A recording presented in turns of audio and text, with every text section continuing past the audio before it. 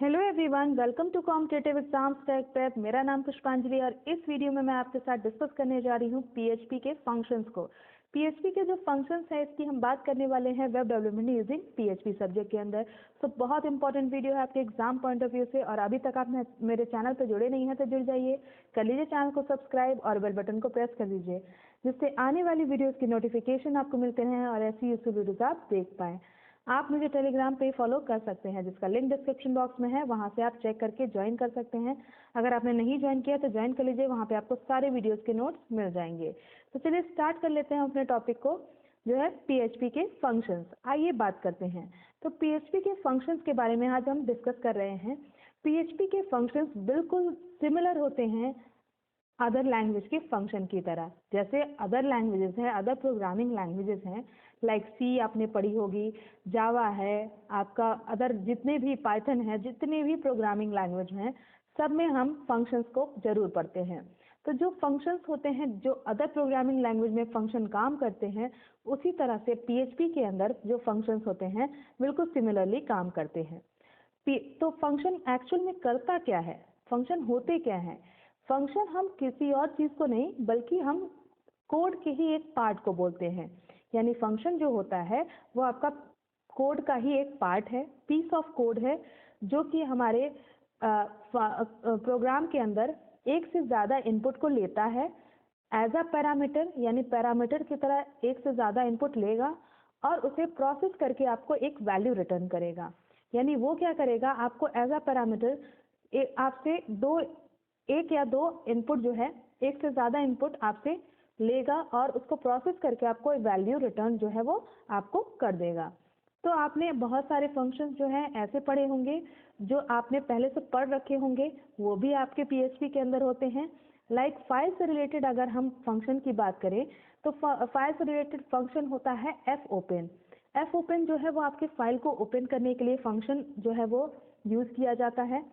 और F read जो है वो आपके फाइल को रीड करने के लिए बेसिकली फंक्शन यूज किया जाता है।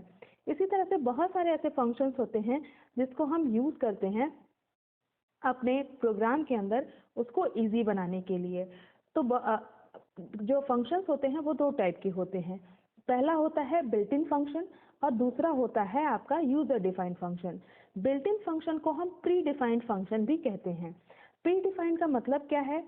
जो ऐसे फंक्शन जो पहले से आपके प्रोग्राम के अंदर या आपकी लाइब्रेरी के अंदर वो पहले से डिफाइन किए गए हैं, यानी उनको आपको डिफाइन नहीं करना है, तो ऐसे फंक्शन कहलाते हैं आपके बिल्ट इन फंक्शन।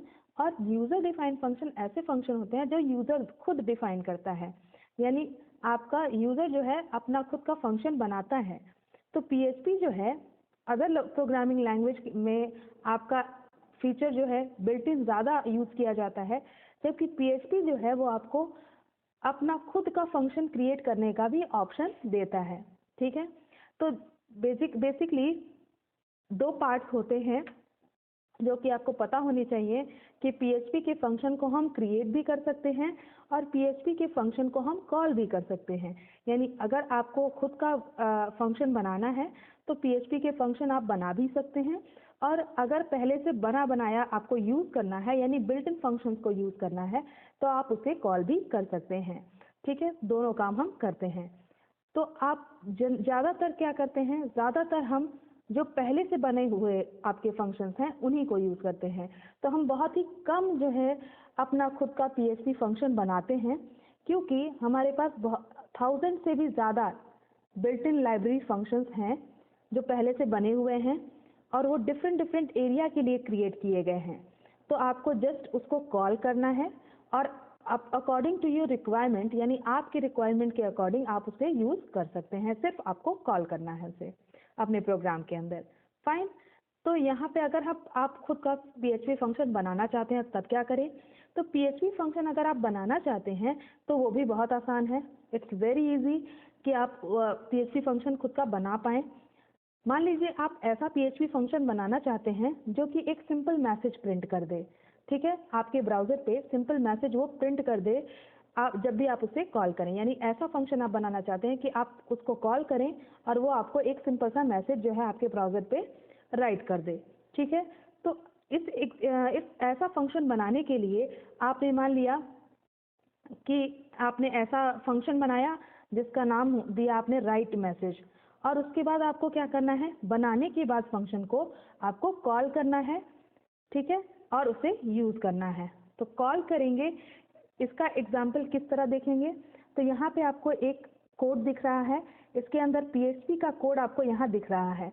ये बेसिकली PHP हमने फर्स्ट वीडियो में हमने देखा था कि आपको PHP को HTML के अंदर लिखना है, तो यहाँ भी HTML में आपको लिखा मिलेगा।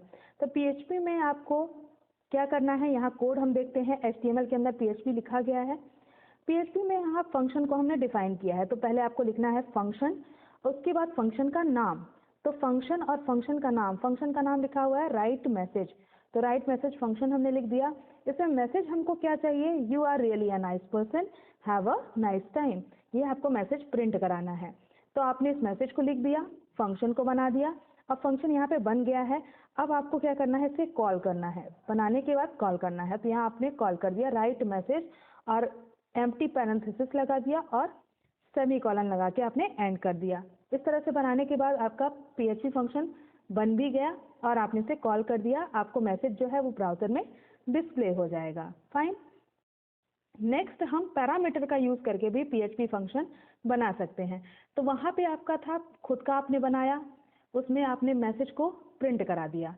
यहाँ पे आप पैरामीटर्स को पास भी कर सकते हैं PHP फंक्शन के अंदर। तो PHP जो है ये भी ऑप्शन आपको देता है कि पैरामीटर को आप फंक्शन के अंदर पास कर सके। तो आप कितने भी ज़्यादा आप पैरामीटर जितना भी चाहें उतना पैरामीटर आप पास कर सकते हैं, और ये जो पैरामीटर्स हैं वो बिल्कुल वेरिएबल की तरह काम करते हैं आपके फंक्शन के अंदर। यानी फंक्शन के अंदर जो भी आप पैरामीटर डिफाइन करेंगे वो बिल्कुल वेरिएबल की तरह काम करेगा। वेरिएबल जैसे डेटा को स्टोर करता है, वैल्यू को स्टोर करता है, पैरामीटर भी वैल्यू को स्टोर करेगा। तो यहाँ पे हम दो पैरामीटर को पास करेंगे, उनको ऐड करेंगे और उनका सम प्रिंट करेंगे, ठीक है। तो यहाँ पे आप देखिए PHP के अंदर हमने कोड क्या लिखा है, फंक्शन बनाया है ऐड फंक्शन नाम का। इसमें दो पैरामीटर दिए हैं num1 एंड num2।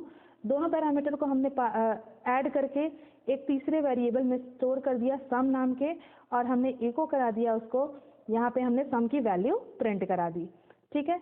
उसके बाद यहाँ पे हमने फंक्शन को कॉल किया है 10 और 20, यानी 10 20 जब कॉल होगा तो यहाँ पे दोनों वैल्यू 10 और 20 पैरामीटर जो है पैरामीटर से पास होंगी, और यहाँ वैल्यू आके ऐड होके आपको सम में स्टोर हो जाएंगी और सम यहाँ पे प्रिंट हो जाएगा, यानी आपको 30 आउटपुट में मिल जाएगा। नेक्स्ट है हम पैरामीटर में वैल्यूज पास करने के साथ साथ उसका रेफरेंस भी पास कर सकते हैं। यानी रेफरेंस का मतलब है एड्रेस। हम वैल्यूज को डायरेक्टली ना देके हम एड्रेस को दे सकते हैं। तो ये भी आपको पॉसिबल है PHP के अंदर कि आप आर्ग्यूमेंट्स को फंक्शन के अंदर पास कर सकते हैं रेफरेंस के थ्रू। यानी इसका मतलब क्या है कि जो आपके वेरिएबल का रेफरेंस है, वेरिएबल का एड्रेस है, उसे मैनिपुलेट किया जाएगा फंक्शन के अंदर, बजाय कि हम वेरिएबल की वैल्यू को चेंज करें। वैल्यू को नहीं चेंज करेंगे, हम रेफरेंस को चेंज कर देंगे।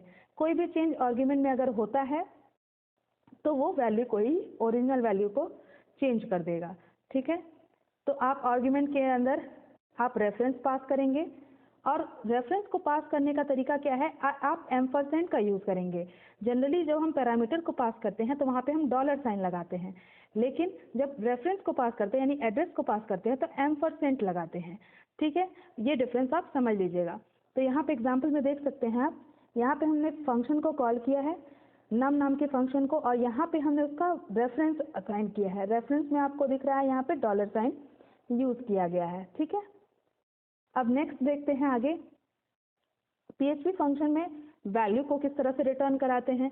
जैसे कि अगर फंक्शन जो है वो वैल्यू को भी रिटर्न कर सकता है यूजिंग रिटर्न स्टेटमेंट। यानी आपने क्या किया, ये क्या करेगा, रिटर्न जो है वो आपके फंक्शन के एग्जीक्यूशन को स्टॉप कर देगा। अगर फंक्शन एग्जीक्यूट हो रहा है उसके फंक्शन को एग्जीक्यूशन जो है स्टॉप कर देगा और वैल्यू को फिर से कॉलिंग कोड को दे देगा, ठीक है। तो ये क्या करेगा, आपका कॉलिंग कोड को वापस से वैल्यू दे देगा। तो रिटर्न जो है मोर देन वन वैल्यू को फंक्शन के थ्रू दे सकता है, ठीक है। एक साथ कई सारी वैल्यूज आप रिटर्न करा सकते हैं, इसके लिए हम रिटर्न कीवर्ड का यूज करते हैं अपने कोड में, ठीक है। तो यहाँ पे आपको रिटर्न दिख रहा है, फंक्शन बनाया ऐड फंक्शन, और दो हमने नम और num1 num2 नाम का वेरिएबल बना दिया और इसकी वैल्यूज को ऐड करा दिया और यहाँ पर रिटर्न हम क्या करा रहे हैं, सम की वैल्यू को। तो सम की वैल्यू को हम ऐड फंक्शन में फिर से हम रिटर्न करा देंगे। तो ये क्या करेगा, रिटर्न वैल्यू को फंक्शन को वापस रिटर्न कर रहा है। ठीक है, तो इसके लिए हम रिटर्न का यूज करते हैं। आई होप आपको समझ में आया होगा, कॉन्सेप्ट क्लियर हुआ होगा। अगर वीडियो पसंद आई है तो लाइक कर दीजिएगा, अपने फ्रेंड्स को शेयर कर दीजिएगा और चैनल पर जुड़े नहीं हैं तो जुड़ जाइएगा। Thank you for watching.